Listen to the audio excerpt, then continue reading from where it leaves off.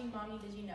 So far we've talked about how to use manual pumps, how to use electric pumps, and also even why we should pump and different indications for pumping.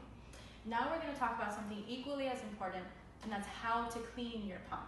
This is very important because you want to protect your baby from milk contamination. So the first step, let's say we just finished. So we're just pretending here. So let's say we just finished over here, we have the pump. The first thing I'm gonna do is actually take off the tubing, just like this, and I'm going to leave the tubing just to let that condensation leave.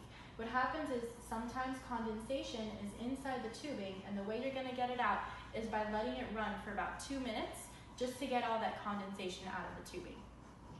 Next, we have, so I can turn this off, just pretend that you had this for 2 minutes. The next thing is we have now our bottles and we have our flanges. When you actually take it off the breast, what you can do is make sure that you even can go like this to make sure that you don't lose any milk. So if you actually do it by gravity, and so we make sure we don't lose any milk, we can take off the bottle part. If you have a baby in the NICU, a lot of the times you'll have snappies, but if you don't, you can just have your bottle and put it to the side. Milk is good for about 4 hours at room temperature, about 4 days in the fridge, and 4 months in the freezer.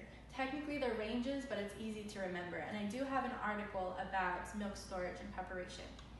So for the actual bottles and pump parts, you want to clean them in a basin.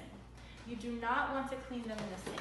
If you put them directly in the sink, that is a very, very bad risk factor for contaminating your bottles.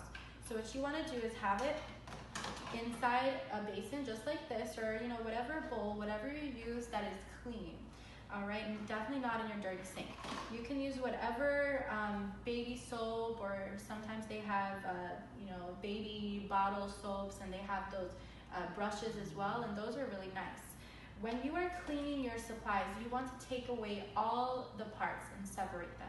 This is a very, very important part to separate, because what happens is sometimes the milk gets caught inside here, and that gunk can cause a lot of infections on your baby. So you want to take that off. The membrane as well. A lot of pumps come with an extra membrane, so you can actually take it off and clean it. For your manual pump, it has this plastic part here, so you can actually take that off. You can clean both sides, but this is what's very important. Before attaching and using it again, make sure that it is completely dry.